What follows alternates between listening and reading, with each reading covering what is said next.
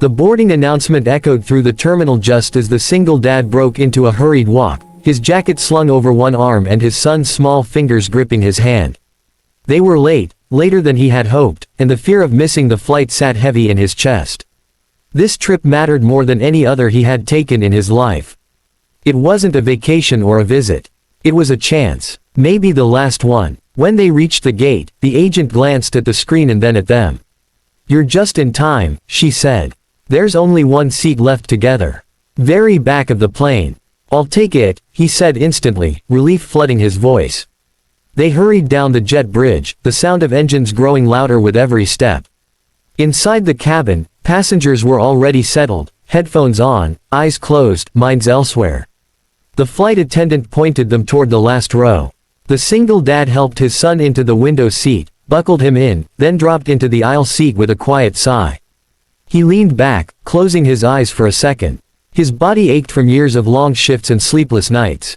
Raising a child alone had stripped life down to its essentials. Work, home, food, school, repeat. Dreams were luxuries he rarely allowed himself anymore. This flight, though, carried a fragile hope. A job interview in another city. Better pay. Better hours. A chance to finally breathe. Several rows ahead, a man in a perfectly pressed suit sat in silence, his phone resting face down on the tray table. People around him whispered when they thought he couldn't hear. Everyone recognized him. A billionaire. One of the youngest in the country. A man whose decisions moved markets and made headlines. He usually flew private, but today he wanted anonymity, or at least as much of it as money could buy. As the plane began to taxi, the billionaire glanced around the cabin, bored, detached. Then his eyes drifted toward the back. He froze. Something about the man sitting in the last row struck him like a sudden drop in altitude.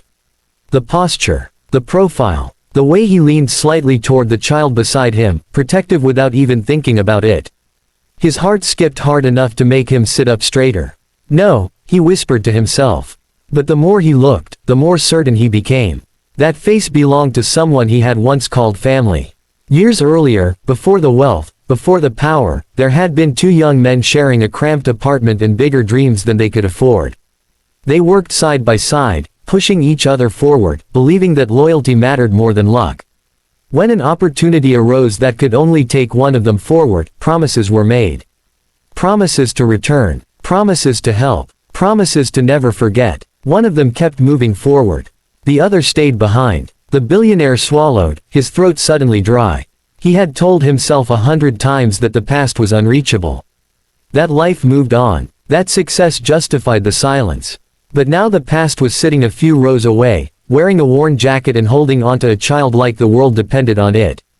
The seatbelt sign chimed. The billionaire stood abruptly, ignoring the curious looks, and began walking down the aisle.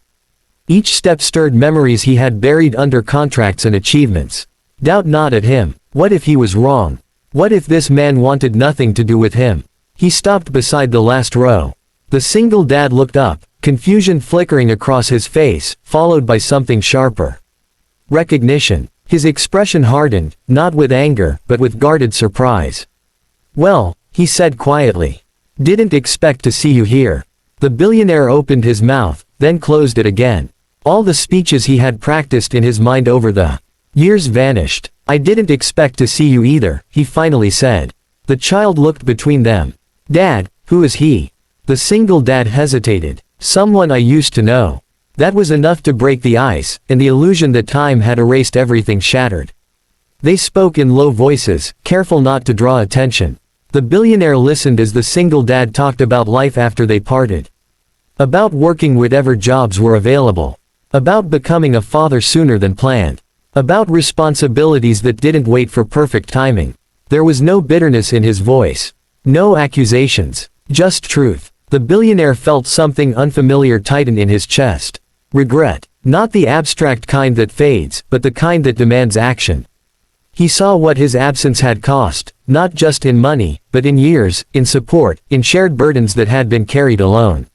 "I should have come back," the billionaire said quietly. "Yes," the single dad replied. "You should have." The simplicity of the answer hurt more than anger ever could. The rest of the flight passed differently for both of them. The single dad focused on his son, pointing out clouds and pretending everything was normal. The billionaire sat awake, replaying every choice that had led him here, realizing how small his victories felt in that moment. When the plane landed, passengers rushed to stand and grab their bags. The billionaire stayed seated until the last row cleared. He stepped aside as the single dad and his son moved into the aisle. "Can we talk?" the billionaire asked. "Not here. Just talk." The single dad studied him for a long moment, then nodded. One conversation. That conversation turned into coffee. Coffee turned into dinner. Dinner turned into honesty neither of them knew they still had in them. The billionaire didn't throw money at the problem. He offered something rarer. Presence. Commitment. Follow through. He helped where help was needed, quietly, consistently. The single dad got the job. Then stability. Then time he had never been able to afford before. And the billionaire changed too.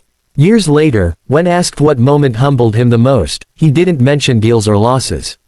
He talked about a commercial flight, the last seat on a plane, and the instant he realized that success means nothing if you abandon the people who helped you dream in the first place.